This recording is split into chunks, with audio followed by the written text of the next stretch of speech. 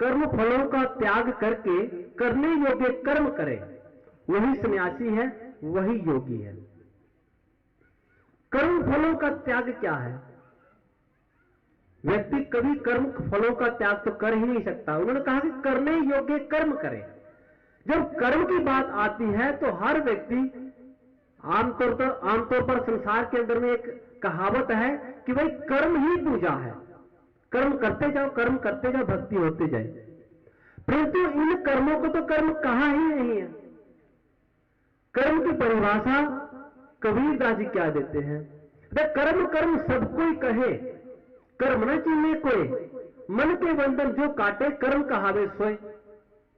और भगवान कृष्ण ने इनको कर्म ही कहा, इनको केवल क्रिया कहा, क्रिया क्रिया।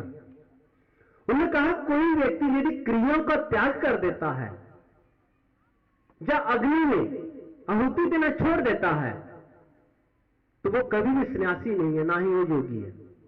अब क्रियाओं का त्याग क्या है? क्योंकि कृष्ण काल के अंदर में कुछ ऐसे लोगों की मान्यता थी कि हम कर्म के कारण ही तो बंधते हैं, हमारी आत्मा कर्म के कारण ही बंधती है, कर्म की रस्सियों में ही बंधती है। तो यदि हम कर्म ही नहीं करेंगे तो हमारा कोई बंधन ही नहीं बनेगा और हम हमेशा हमेशा के लिए मुक्त हो जाएंगे। श्री कृष्ण काल में ऐसी मान्यताएं थी। इसलिए भगवान कृष्ण ने गीता के अंदर में यह भी कह दिया कि ना ही कश्चित क्षण मापी जातु तिष्ठति कर्म कृत, कि हे अर्जुन ऐसा एक भी क्षण नहीं है कि जब मनुष्य कर्म के बिना रह सकता है। क्यों? क्योंकि प्रकृति के द्वारा कर्म करने के लिए जो मजबूर है, बाध्य है। कर्म 3 प्रकार से होता है, मनसा वाचा कर्मणा, शरीर के द्वारा और जुबान के द्वारा जो हम बोलते हैं, और मन के द्वारा। आपने अपनी 2 क्रियाओं को तो रोक दिया, तन को रोक दिया, उसके बाद आपने बोलना भी बंद कर दिया, मौन साध लिया। परंतु क्या आप मन के अंदर उठने वाले पूर्णों को रोक सकते हैं, विचारों को रोक सकते हैं? कभी नहीं रोक सकते। मन में उठने वाले विचार हमेशा चलते रहते हैं। इसलिए उन्होंने कहा कि प्रकृति के द्वारा व्यक्ति कर्म करने के लिए मजबूर है, बाध्य है, इसलिए कर्म निरंतर चलता रहता है। परंतु ये कर्म नहीं है जो हम उदर पोषण के लिए करते हैं, जो हम अपना घर परिवार चलाने के लिए करते हैं, इनको तो केवल क्रियाएं कहा है, क्रियाएं। कर्म की परिभाषा तो वो है, मन के बंधन जो काटे कर्म कहावे सो, वो कर्म है। तो भगवान कृष्ण ने कहा कि जो कर्म नहीं करता, मानिए किसी सन्यासी ने ये दृढ़ निश्चय कर लिया कि मैं आज के बाद कोई कर्म ही नहीं करूंगा और आज के बाद मैं अन्न भी ग्रहण नहीं करूंगा। अन्न का त्याग करना भी संन्यास नहीं है और कर्मों का त्याग करना भी संन्यास नहीं है, क्योंकि संन्यास कुछ और ही है। संन्यास एक मन की अवस्था है। इसलिए कर्म हमें करना है, परंतु कैसा कर्म, उसके बारे में आगे कहते हैं, रे मन ऐसो कर संन्यासा, बन से सदन सबे कर समझो, मन ही माही उदासा। यहां कह रहे वन से सदन, यदि आपको संन्यास की अवस्था प्राप्त करनी है, वन और सदन, सदन कहते हैं घर को, वन और सदन दोनों को एक समान समझ। तुझे संन्यास की अवस्था को प्राप्त करने के लिए वन में जाने की आवश्यकता नहीं है। तू उस अवस्था को घर पर रह के भी प्राप्त कर सकता है। परंतु घर की परिभाषा क्या है? हम सोचते हम तो गृहस्थी है, गृहस्थी कुछ और ही है। श्री गुरु नानक देव जी गृहस्थी की परिभाषा देते हैं, स्वगृही जो निग्रह करे, तप जप संयम टिक धरे, स्वगृही जो निग्रह करे। कि गृहस्थी कौन है? गृहस्थी वह व्यक्ति है जो अपनी इंद्रियों को संयमित करता है, जो अपनी इच्छाओं को संयमित करता है, जो तप जप का नियम को पालन करता है, वो गृहस्थी है। केवल बीवी बच्चों का पालन पोषण करना, संसार के अंदर बिजनेस करना, ये गृहस्थी नहीं कहेगी। गृहस्थी वो है जो निग्रह करे। परंतु निग्रह कौन करता है? एक साधक, एक योगी संसार में रहते हुए भी निग्रह कर सकता है। इसलिए कहा कि वन से सदन, वन और सदन दोनों को एक समान समझ। कुछ लोग जो है इसी अवस्था को प्राप्त करने के लिए वन में चले गए। वन में क्यों गए? ताकि हमें कोई वहां पे भी परेशान ना करे, हमारे ध्यान में कोई बाधा ना उत्पन्न करे। जैसे भगवान बुद्ध वन में चले गए, विवेकानंद जब इस अवस्था को प्राप्त करने के लिए, वह भी कुछ समय के लिए वन में चले गए थे। अल्मोड़ा के अंदर में एक गुफा है, वहां पे उन्होंने 1 हफ्ते तक लगातार ध्यान किया था। ध्रुव वन में चले गए। स्वामी रामतीर्थ जी घर छोड़ के वन में चले गए। ऐसे बहुत से सन्यासी हैं जिन्होंने वन का आश्रय लिया, परंतु ऐसे भी सन्यासी हैं जिन्होंने केवल इस अवस्था को घर पे रह के ही प्राप्त कर लिया। इस अवस्था को प्राप्त करने के लिए वन में भी जाने की जरूरत नहीं है, क्योंकि महापुरुषों ने कहा कि काहे रे वन खोजन जाई, सर्व निवासी सदा अलेपा तोहे संग समाई, पुरुष में जीव वास बसता मुकर में जैसे छाई, तैसे ही हर बसे निरंतर घट ही खोजो भाई। कि वो तो अंदर में ही है। कहे नानक बिन आपा चीने मिटे न ब्रह्म की काय, कि जब तक व्यक्ति स्वयं को नहीं जान जाता, स्वयं को जानना कि मैं आत्मा हूं, जब तक व्यक्ति स्वयं को नहीं जानता कि मेरे अंदर में बोलने वाली शक्ति कौन है, मेरे अंदर में सुनने वाली शक्ति कौन है, मेरे अंदर में विचार करने वाली शक्ति कौन है, तब तक उसका ये भ्रम समाप्त नहीं होता। बाबा भीम जी कहते हैं कि जंगल जंगल क्या भरो, वन कंडा मोड़े, बसी रब हरियाली अंतर, तू जंगल क्या ढूंढे। वो कहते हैं कि हे सन्यासी, तू जंगल कहां जा रहा है, जंगल में क्या मिलेगा आपको, वन कंडा मोड़े, कि जंगल में तो जंगल झाड़ियां ही मिलती हैं, कांटे मिलते हैं। तो इसलिए वो कहते हैं कि वन में जाने की जरूरत नहीं है, जो परमात्मा की हरियाली है वो तो तेरे अंदर में बसी हुई है, बसी रब हरियाली अंतर, तू जंगल क्या ढूंढे, तू जंगल में क्या ढूंढने के लिए जा रहा है। महापुरुषों ने जंगल में जाने से इसका निषेध कहा, जंगल में जाने से, घर का त्याग करने से। परंतु घर के अंदर में रहकर अगर ये अवस्था प्राप्त हो जाती तो आज संसार के अंदर में तो करोड़ों लोग गृहस्थी हैं, सबको ये अवस्था प्राप्त हो जानी चाहिए थी। अगर जंगल में जाने से ये अवस्था प्राप्त नहीं होती तो घर पर रहने से भी ये अवस्था प्राप्त नहीं होती। श्री गुरु गोविंद सिंह जी कह रहे हैं कि वन से सदन सवे कर समझो, कि वन और सदन दोनों को एक समान समझो। तो ये वन में जाने के लिए ये अवस्था नहीं प्राप्त होगी वन में जाने से। और ये भी सच है कि घर पर रहने से भी ये अवस्था प्राप्त नहीं होती है। अगर घर पर रहने से ही ये अवस्था प्राप्त होती तो आज करोड़ों लोग हैं, घर में रहते हैं, भक्ति करते हैं, उनको अवस्था प्राप्त हो जानी, सारे जहां पे सारे के सारे योगारूढ़ हो जाने चाहिए थे जहां बैठे हुए, ऐसा भी नहीं है। वन में जाने का कारण क्या है? एकांत। और एकांत आप अपने घर को भी बना सकते हो। वन में जाने से आशय है क्या है? केवल एकांत में चले जाना, ताकि मेरे ध्यान साधना में कोई भी व्यक्ति बाधा उत्पन्न ना करे। और भगवान कृष्ण ने एकांत के लिए कहा, गीता के अंदर में भी कहा है कि हे अर्जुन, किसी स्वच्छ जगह में आसन लगा के एकांत में योगी अपनी आत्मा को परमात्मा में मिलाने का प्रयास करे। एकांत ही अवस्था, एकांत ही एक ऐसा स्थान है जहां पे इस अवस्था को आप प्राप्त कर सकते हैं। इसलिए ना तो ये जंगल में जाके प्राप्त होगी और ना ही ये घर पे रहकर भी प्राप्त होगी। ये केवल एकांत स्थान में साधना करने से ही ये अवस्था प्राप्त होगी। इसलिए उन्होंने कहा, वन से सदन सदे कर समझो, मन ही माही उदासा। आगे उन्होंने उदास की बात की। उदास किसको कहा? उदास एक वैराग्य की अवस्था है।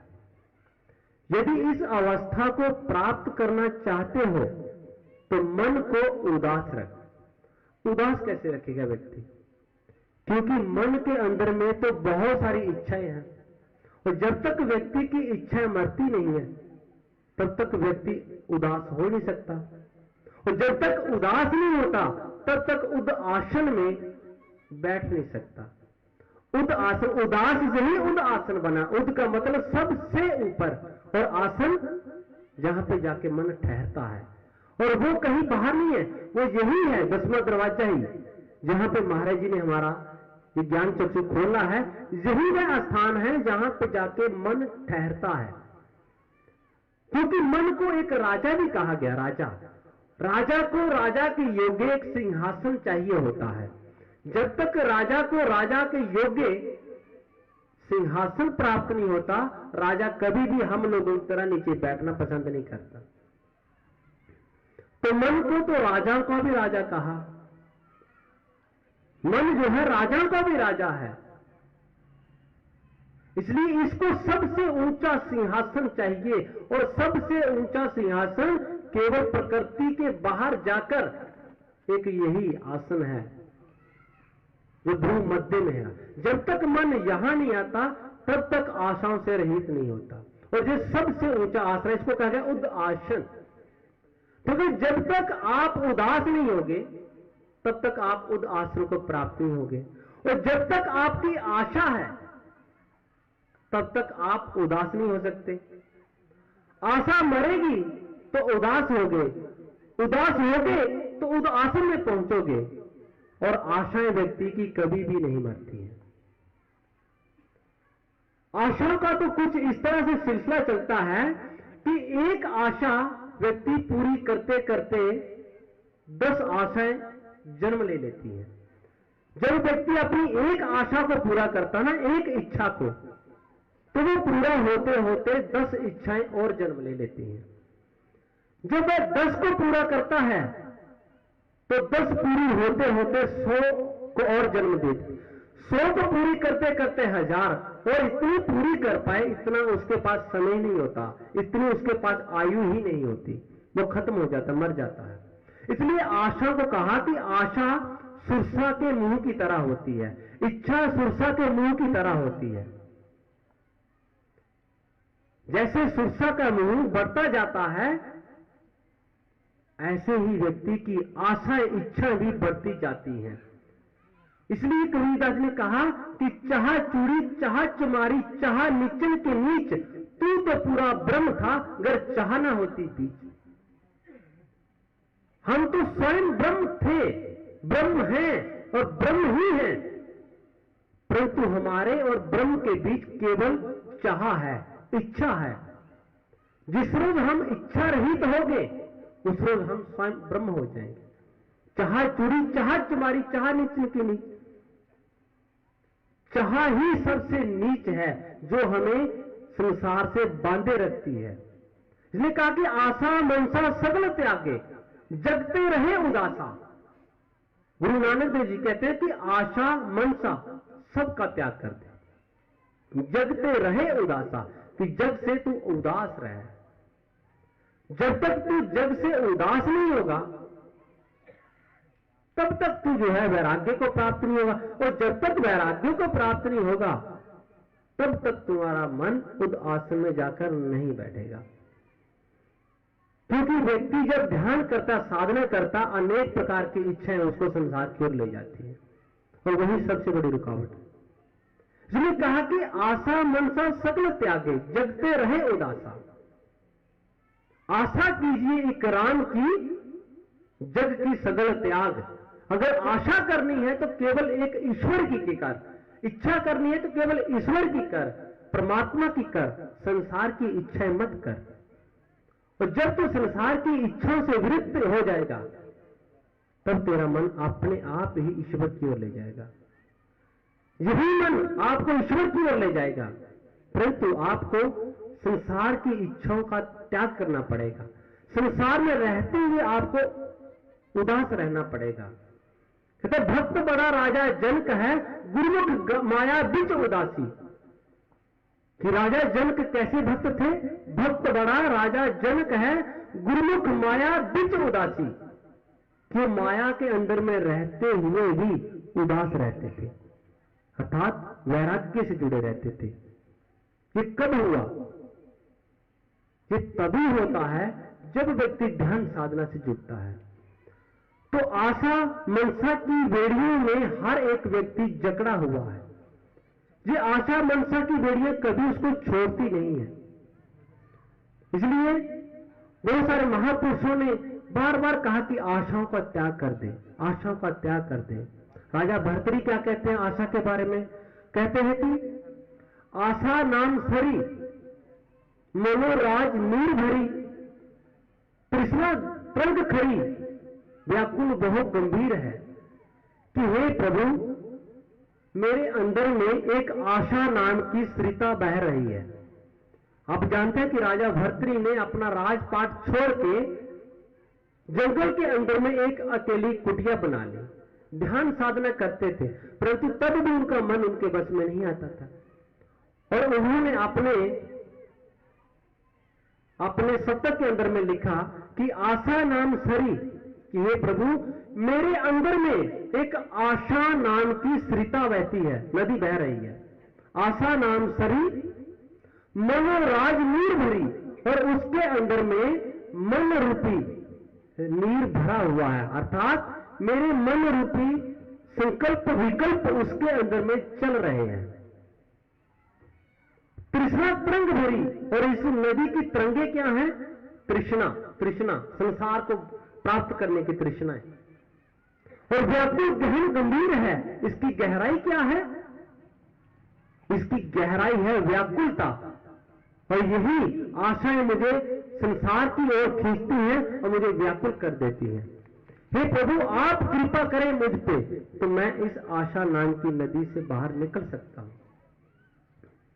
तो उन्होंने कहा कि जब तक व्यक्ति आशा नहीं त्यागता, आशा त्यागेगा तो निराशा आएगी, निराशा त्यागेगा तो उदासन आएगा, तब जाके व्यक्ति उस अवस्था को प्राप्त होता है।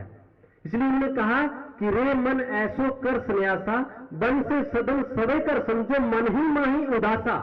आगे उन्होंने कहा कि यत की जटा योग को मज्जन, नेम के नखन बढ़ाओ, ज्ञान गुरु आत्म उपदेशो, नाम विभूत लगाओ। यत की जटा, ये क्या है? यत की जटा, यत यहां यति से नहीं है। यत का अर्थ है यहां प्रयास करना, कोशिश करनी, प्रयत्न करना, पुरुषार्थ करना। बाहरी व्यक्ति, बाहरी जो सन्यासी है, यहां पे उन्होंने उसकी उपमा दी, श्री गुरु गोविंद सिंह जी महाराज जी ने उपमा दी कि एक सन्यासी क्या करता है? जटाओं को बढ़ाता है, तन पे भस्म रमाता है और नाखून बढ़ाता है, स्नान करता है। उन्होंने कहा कि ये जो बाहरी वेशभूषा है, ये पहला नंबर तो एक ही व्यक्ति करता है। ये नहीं है कि कोई व्यक्ति नाखून अलग बढ़ाएगा और जटाओं को अलग बढ़ाएगा और भस्म तन पे भस्म रमाने वाला कोई अलग होगा, नहीं। एक ही सन्यासी के ये बाहरी लक्षण हैं। और जब एक व्यक्ति साधना से जुड़ता है तो ये सारे के सारे उसके अंदर में स्वतः ही आना शुरू हो जाते हैं। सबसे पहले उन्होंने कहा यत की जटा, जटा को बढ़ा। पहले लोग सन्यासी लोग क्या करते थे? संसार में रहते हुए लोगों से मान सम्मान पाने के चक्कर में बालों को बढ़ाते थे, और बालों जो है उनको बरगद का दूध लगाते थे।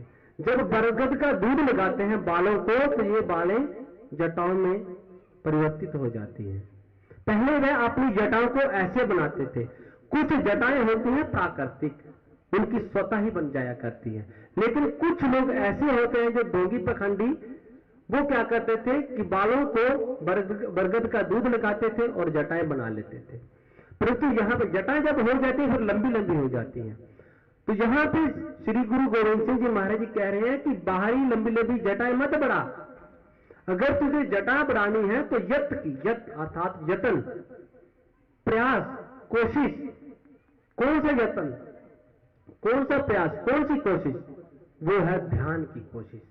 यत की जटा योग को मज्जन, कि तू ध्यान में बैठ, ध्यान में बैठ, अधिक से अधिक पुरुषार्थ कर, साधना में बैठ। जब तू साधना में बैठेगा तो फिर क्या होगा? यदि तुझे संन्यास की अवस्था को प्राप्त करना है तो तुझे उदासन को प्राप्त करना पड़ेगा, और यदि उदासन को प्राप्त करना है तो साधना करनी पड़ेगी। तो साधना जब करेगा तो साधना में करना क्या है आपको? मैं कहा कि साधना में बिल्कुल अस्थिर होके, शांत होके बैठ। जब तू साधना में बिल्कुल स्थिर शांत होकर बैठेगा तो उस समय क्या होगा कि तुम्हारा शरीर अपने आप ही स्थिर होने लगेगा।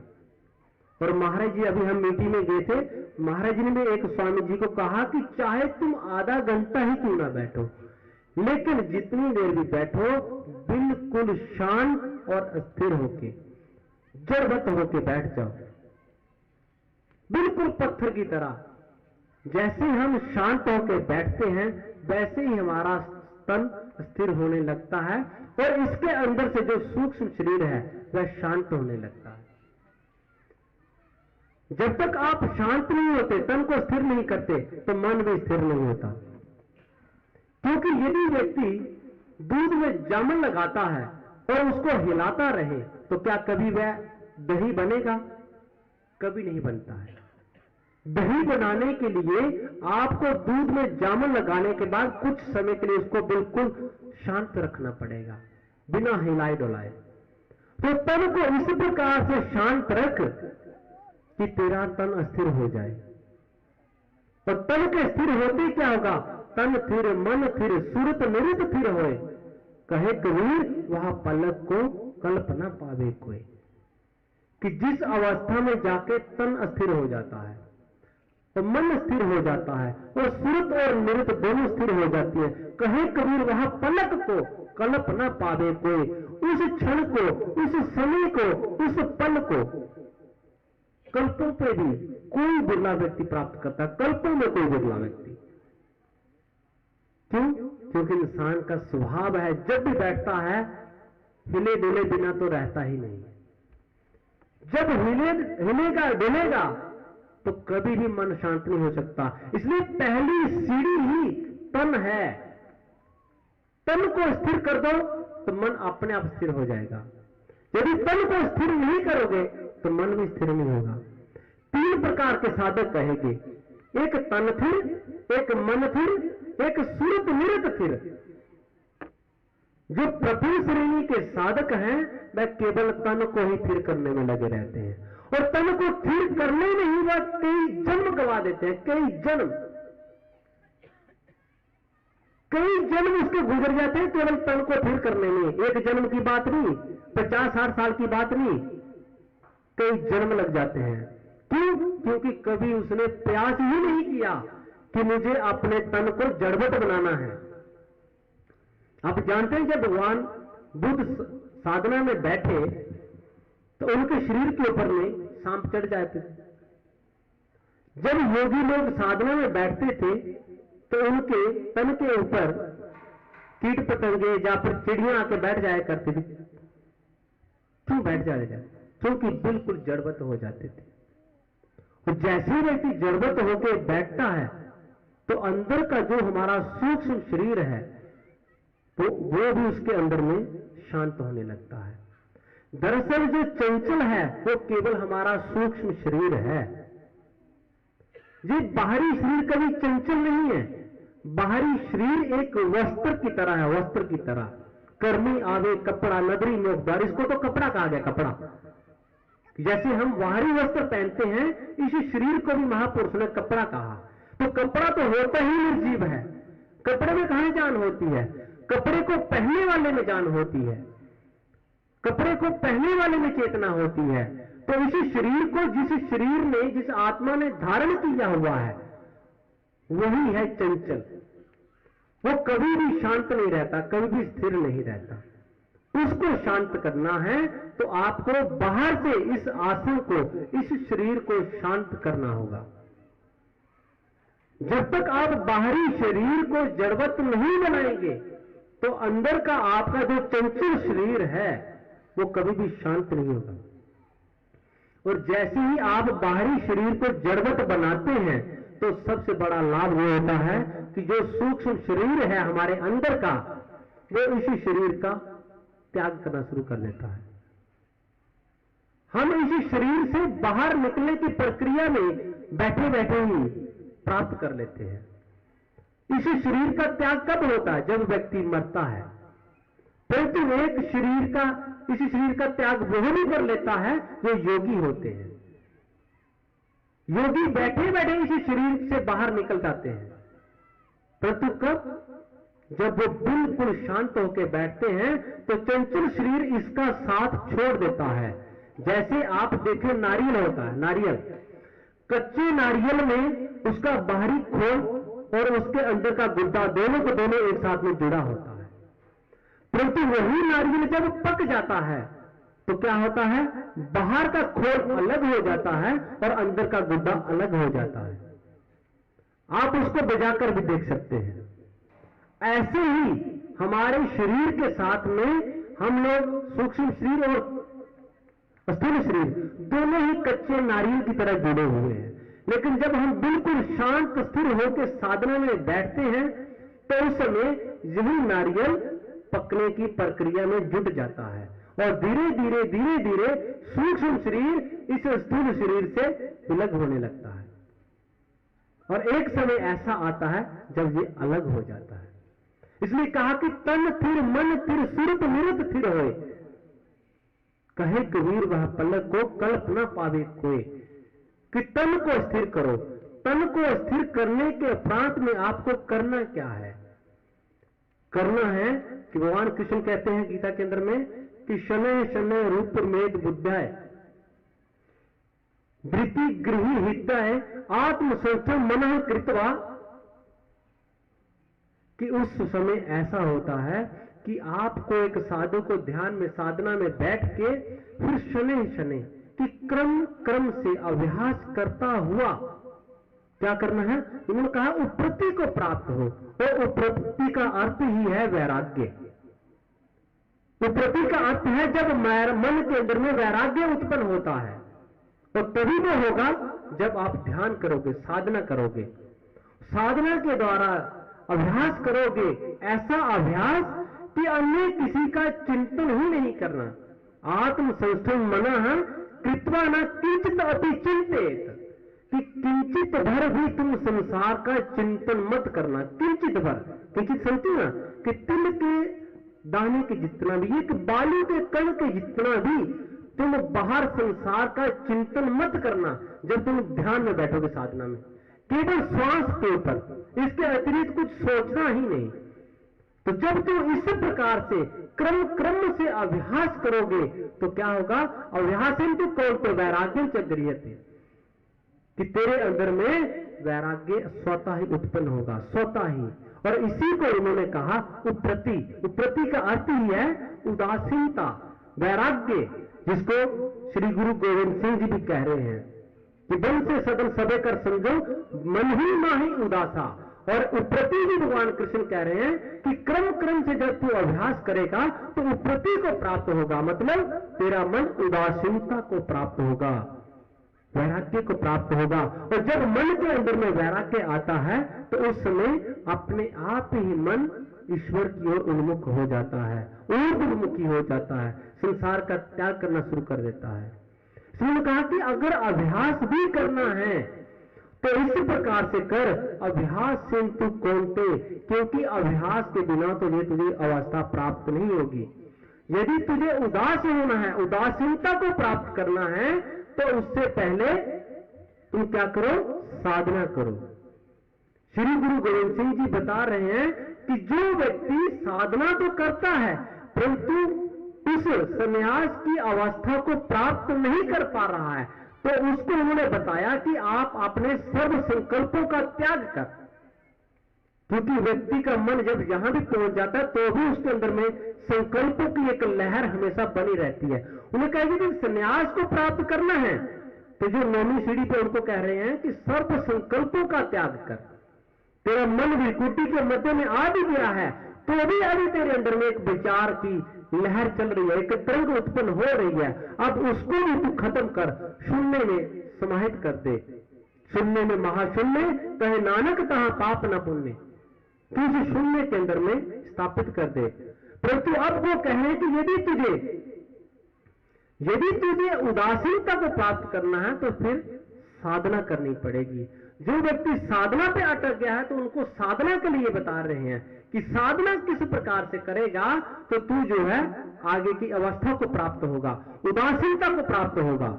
तो उन्होंने कहा कि साधना इस प्रकार से कर कि किंचित अभिचिंतित, कि किंचित भर भी तू जो है संसार का चिंतन मत करना। जब ध्यान में बैठेगा, साधना में बैठेगा, उस समय तेरे मन में अपने आप ही उदासीनता आएगी।